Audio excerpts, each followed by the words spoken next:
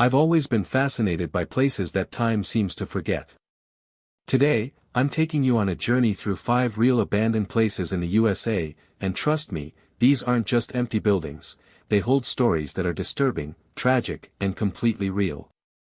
As I walked through these forgotten towns, hospitals, and factories, I felt a mix of awe and unease, imagining the lives that were lost or left behind. By the end of this video, you won't just see abandoned places. You'll feel their history, their pain, and maybe even question what silence really hides. If you want to uncover more real and chilling stories like this, make sure to hit that subscribe button and join me on every adventure. 1 Cahaba Ghost Town, Alabama. I still remember the silence of Cahaba. It was not the peaceful kind of silence. It felt heavy, like the land itself was holding its breath. As I walked through the broken paths, I kept reminding myself that this place was once the very first capital of Alabama. It was hard to believe, because now, there were no people, no voices, only trees growing where streets once existed. Standing there, I tried to imagine the year 1820, when Cahaba was full of life. Politicians, businessmen, families, all believed this town would become powerful and rich. But as I moved closer to the river, the truth became clear. The Alabama River still flows quietly, but it was this same river that slowly destroyed everything. Floods came again and again, washing homes, spreading disease, and forcing people to leave. While walking near the old graveyard, I felt a strange discomfort. Many of the graves were unmarked. Some were broken, some were sinking into the ground. This was not fiction. Historical records show that malaria and yellow fever killed many residents here. As I stood there, I imagined families watching their loved ones die, knowing they had no escape from sickness or floods. The deeper I went into Cahaba, the more abandoned it felt. Ruins of brick buildings were barely visible under thick vegetation. I placed my hand on one old wall, and it felt cold, even under the sun. In that moment, I realized this place was not abandoned suddenly. It was slowly forgotten, year by year, as people lost hope and moved away. What disturbed me the most was knowing that Cahaba was also built during the slavery era. Enslaved people once lived and worked here, suffering in silence. That pain feels embedded in the land. Even today, visitors report feeling uneasy, and standing there myself, I understood why. The sadness does not scream. It whispers. As I walked back, I felt like Cahaba was watching me leave, just like it watched thousands leave before me. This town was not destroyed by war or fire, but by bad decisions, disease, and nature itself. Cahaba is real proof that even powerful cities can disappear, leaving nothing behind but memories, graves, and unanswered questions. When I finally left, the silence followed me. And I knew one thing for sure, Cahaba may be empty, but it is not lifeless. Its story is still alive, waiting for someone to listen. 2 Grafton Ghost Town, Utah. The road to Grafton felt longer than it looked on the map. As I drove deeper into southern Utah, the landscape became dry and quiet, almost empty. When I finally stepped out of the car, the first thing I noticed was the wind. It moved through the abandoned houses like it was searching for someone who never came back. In that moment, I understood why people say Grafton does not feel dead, just unfinished. I walked slowly between the old buildings, knowing this town was founded by Mormon settlers in the 1850s. They came here with hope, believing they could survive by farming the land. But standing there myself, I could clearly see how harsh this place was. The soil looked tired. And the surrounding cliffs made the town feel trapped. It felt like Grafton was always fighting something bigger than itself. As I reached the old cemetery, my chest felt tight. The graves were real, and the names were real. Entire families were buried here.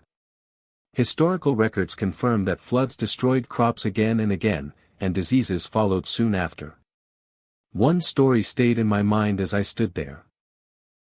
A young mother named Annie Howard was shot and killed during a conflict, and her baby later died from illness. Reading that while standing beside the grave made it feel painfully real. This was not a legend. This actually happened. I kept walking, and the silence grew louder. Broken doors hung loosely, and windows stared back at me like empty eyes. Grafton was also known for lawlessness. Shootouts, violence, and fear were part of daily life here. That fear felt like it never fully left. Even during the day, the town carried a heavy mood, like it remembered everything. What disturbed me most was realizing that Grafton did not die suddenly. People left slowly. Some gave up after losing family members. Others lost everything to floods and never returned. By the early 1900s, the town was almost empty. Schools closed, homes were abandoned, and life simply moved on without Grafton. As I stood there one last time, I felt like an outsider walking through someone else's memories. Grafton is not scary because of ghosts. It is disturbing because it shows how hope can slowly disappear.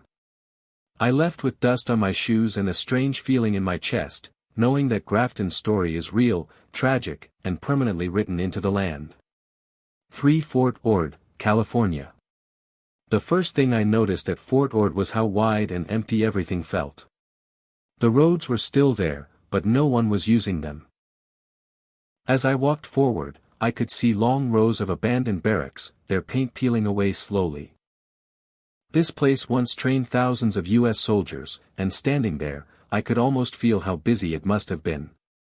But now, it felt forgotten. I stopped near an old building where broken windows were still hanging in their frames. Fort Ord officially closed in 1994, but the silence here felt much older than that. During the Cold War, young men were sent here to prepare for war, many of them never knowing where they would be sent next. Some would leave Fort Ord and never come back alive. That thought stayed with me as I kept walking. Inside one of the abandoned buildings, the floor was covered with dust and old debris. I imagined soldiers sleeping here, writing letters to their families, waiting for orders. Historical records show that Fort Ord had training accidents and unexploded weapons left behind after closure. Knowing that made every step feel careful, like the ground itself could not be fully trusted. As I moved deeper into the base, I saw the remains of a hospital. The doors were open, but the rooms were empty. This place once treated injured soldiers, both physically and mentally. Many came back from training broken before even reaching a battlefield. Standing there, I felt a strange heaviness, like pain had soaked into the walls. What disturbed me most was learning that Fort Ord was also left contaminated. After it was abandoned, the land was found to have toxic waste and dangerous materials. The government warned people to stay away from certain areas. This was not just abandonment. It was neglect. A place that once protected the country was now unsafe for its own people. As I reached the edge of the base, I looked back one last time. Fort Ord did not fall because of war or attack. It was shut down, locked, and left behind. Walking away, I felt a mix of respect and sadness. This place is real, its history is documented, and its silence speaks louder than any ghost story ever could. Fort Penhurst State School, Pennsylvania. I did not expect Penhurst to feel this heavy. From the moment I walked toward the old buildings, my steps slowed down. The walls were tall and gray, and the windows looked empty, like they had already seen too much. This place once held thousands of children and adults with disabilities, and standing there, I could feel that their stories were still trapped inside. Penhurst opened in the early 1900s, and at first, it was meant to help people. But as I moved closer, that idea felt false. Historical investigations later proved that overcrowding, neglect, and abuse became normal here. As I stood outside one of the dormitory buildings, I tried to imagine dozens of children locked inside rooms that were never meant to hold that many lives. The thought made my stomach turn. I walked through a hallway where the paint was peeling off in long strips.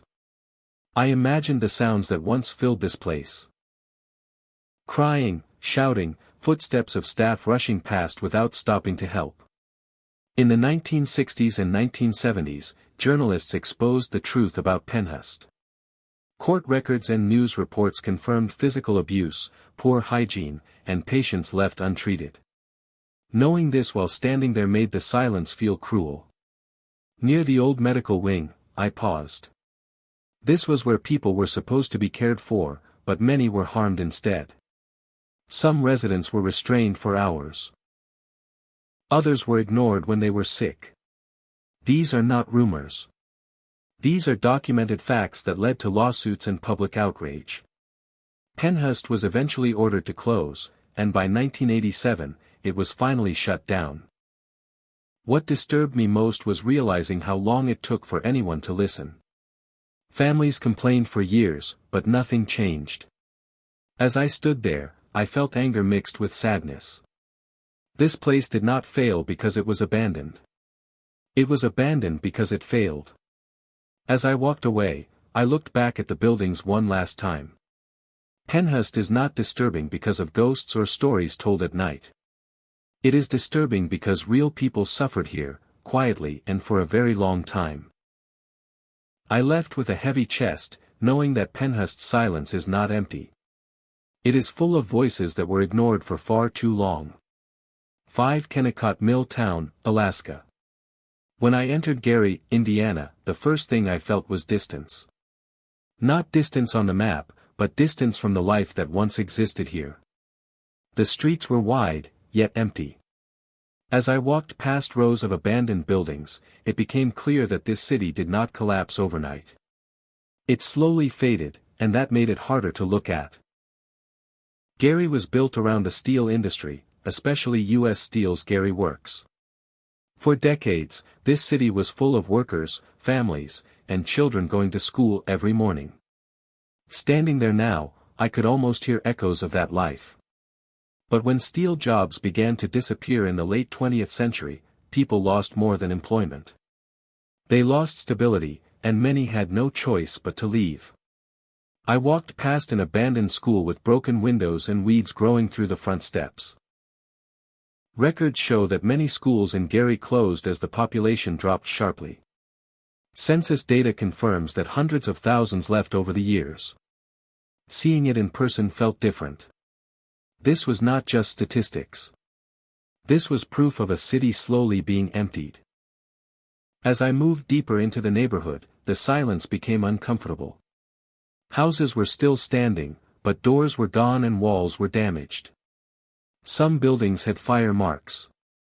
Others looked like people simply walked away and never returned. I kept thinking about the families who once lived here, packing their lives into boxes, knowing they might never come back. Near the industrial area, the air felt heavier. Parts of the steel complex still operate, but large sections around it are abandoned. Environmental reports have documented pollution and health risks in these areas. Standing there, I understood why so many residents felt trapped between staying and surviving. This was not abandonment caused by disaster. It was abandonment caused by neglect and economic collapse. What disturbed me the most was how normal everything felt. No warning signs. No fences. Just empty buildings blending into daily life. Gary does not look like a city frozen in time.